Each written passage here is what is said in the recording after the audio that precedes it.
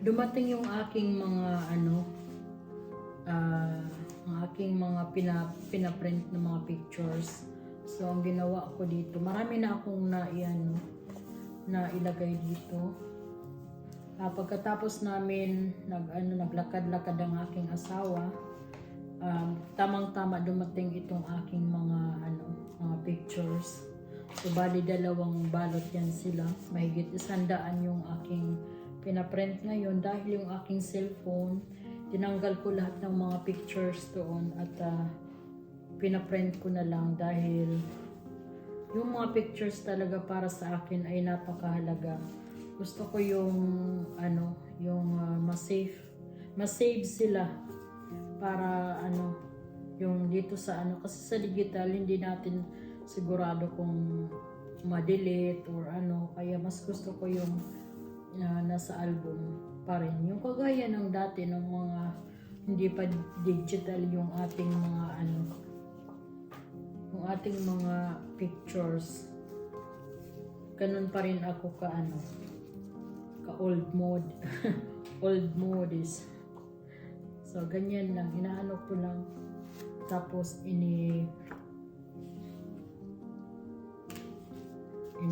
inidedicate ko dito sa ganito yung na-order ko ito sa tingnan nyo, marami na nga akong tanggal. Na-order ko ito online, tapos yung ko din, digital, online ko na din sila pinapaprint, hindi na ako napunta doon sa store ba. Kasi masikip, maingay, in-order ko na lang sila online. So, tatapusin ko lang ito. Kunti na lang yung natira. Madami na akong nailagay. Ayan. Pero yung iba, na ito, matagal ko na. Yung kalahati, siguro kalahati nito yun ang idinikit ko ngayon. Kanina pa ako didikit.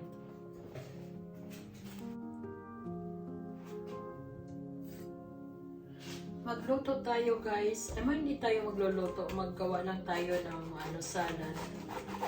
Yung lettuce salad.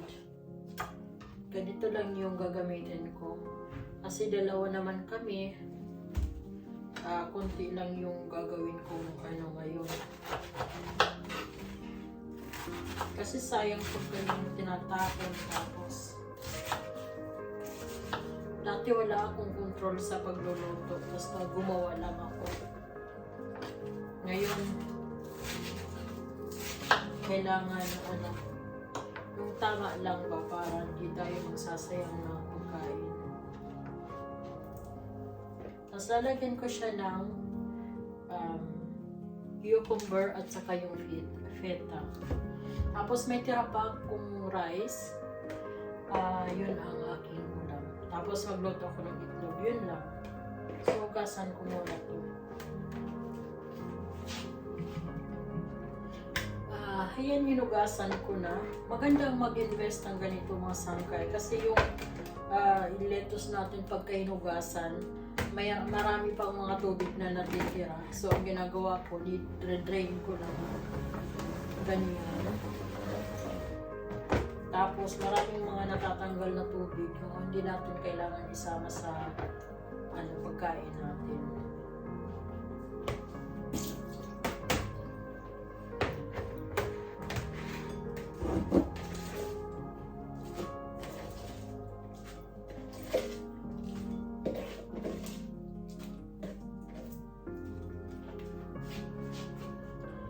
Ang laki ng cucumber na ito.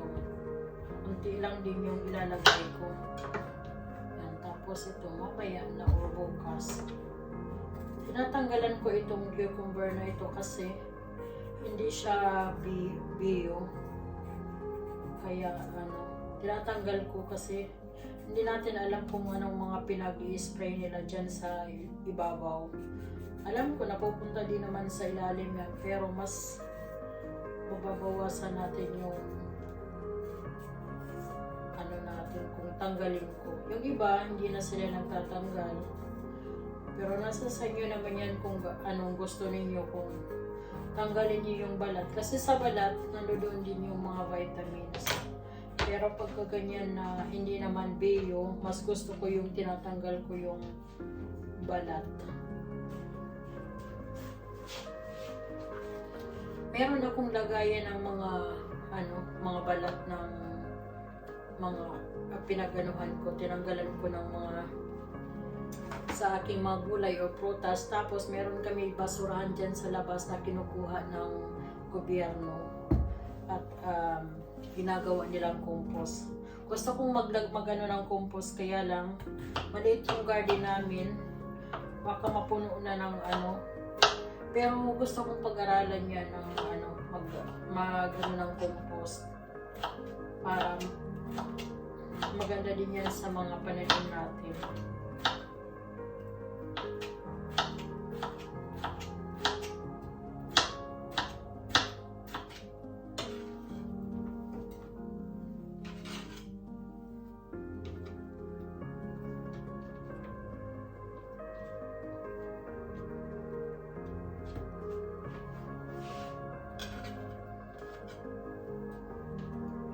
So, ang gagawin ko naman dito sa feta, dahil malaki naman ito, 200 grams, kalahati lang yung gagamitin ko.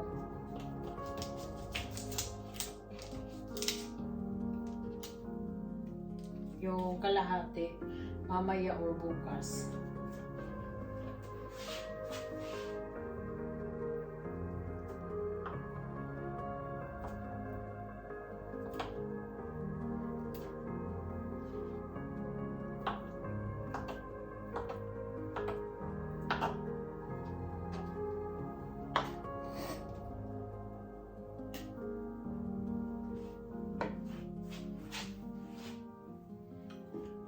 Yung plant na binili ng asawa ko kahapon, nilagay ko dito sa tasa, yung malaking tasa. Ang cute kasi tingnan.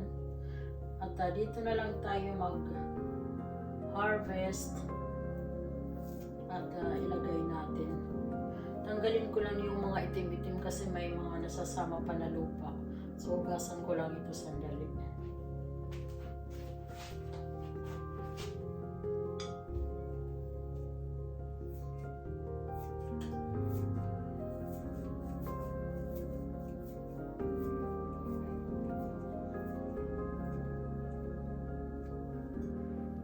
Aking pusa na laging tulog. Hindi ako makapagligpit ng dito dahil nandyan talaga siya humiga. Punta tayo dito. Pakita ko sa inyo yung aming garden sa ngayon. Dahil malamig na at pinagtatanggal ko na rin yung ibang mga gulay.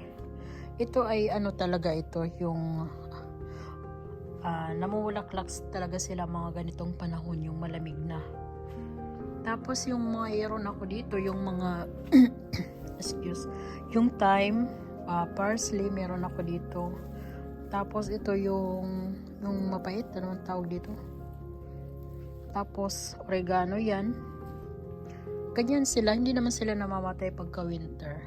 Tapos nandito yung aking luyang dilaw. Iwan ko kung siya, kung mag-survive sa winter, hindi ko alam, pero tatanggalin ko yan yung ganito, yung dahon, kasi sayang.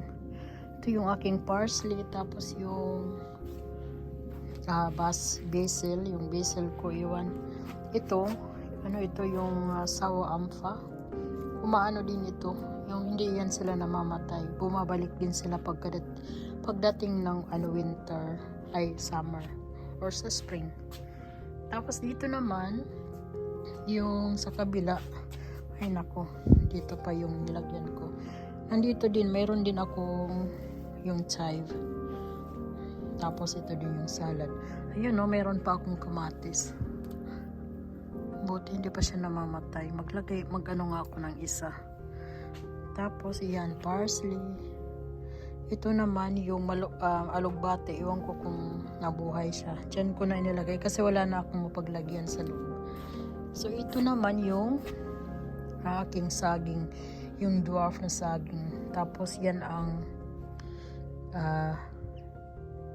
anong tawag dito? Yung blueberries. Yung isa naman yung anong tawag dyan? Yung berries din. So yan lang ang itsura ngayon. Tapos yung aking mga dyan, mga bulaklak, yung iba mga buhay pa. Ito nabubuhay naman talaga ito. Tapos ito. Pero yung iba dyan namamatay. So yan. Dito naman yung aking mga anong tawag nito? Yung ibang mga strawberries tinanggal ko. Meron din akong rosemary, thyme, basil, ay oregano yata yan. Pinabayaan ko na lang sila. Tapos dito naman sa kabila, yan yung kamatis ko, hindi ko pa natatanggal. May mga bulaklak din sila na tumutubo kahit malamig na. Yan yung aking pang-adobo na laurel. So yan ang hitsura dito sa ngayon. Okay, saan ka pupunta? Magdagdag tayo ng parsley para doon sa ating salad. Gising ka na? Tayoon na, tanghali na. Dito sa lamesa namin, meron akong basil. Pagka kumakain kami, naglalagay ako sa aking plato. Kaya dyan lang siya. At naglalagay din ako lagi ng tubig para may makukuha ako pagka yung gusto kong uminom. Laging may tubig dyan yan sa lamesa namin.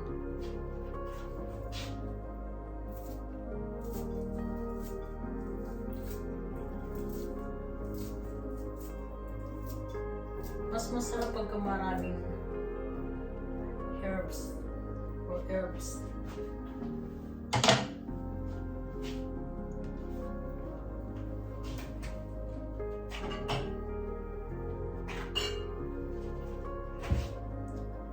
Ang inilalagay ko dito sa aking salad ay olive oil. Tapos ito yung apple cider vinegar. Tingnan nyo, may pa siya dito sa ilalim. Inaalog-alog ko lang siya. Kunti lang.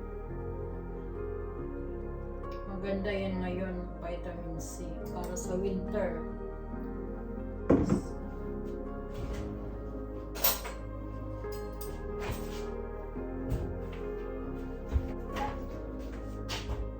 Maglagay din ako ng black pepper. Hindi ako naglalagay ng asin dahil dito sa feta cheese may may asin na, kaya din ako naglalagdag.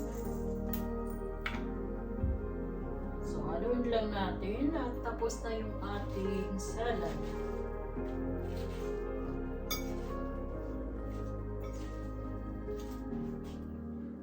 Ako yung kakainin ko ay yung tinapay.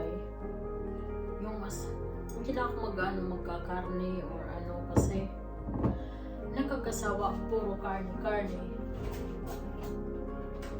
Ang asawa ko naman, nalagyan ko dito sa ibabaw ng rice.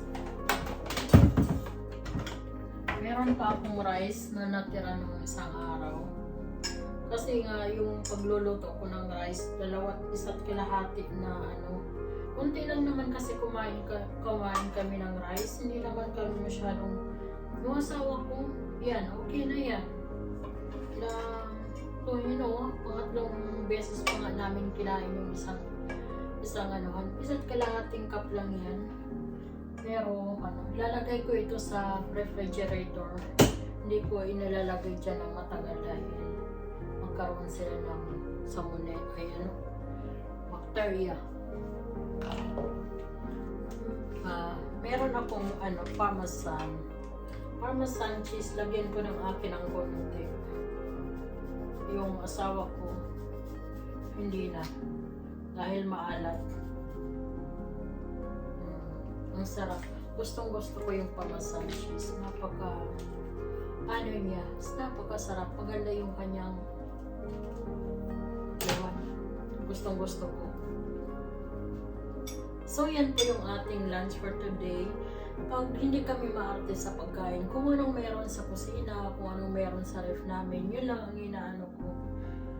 hindi na masyadong maarte yung aming kinakain dahil yun nga hindi kami na gumagamit ng mga sauce. Tapos yung asawa ko bawal sa kanya yung maraming mga salt. So simple lang, mas maganda nga yung simple kasi mabilis gawin, tapos ilang minutes lang tapos ka na. Kain po tayo.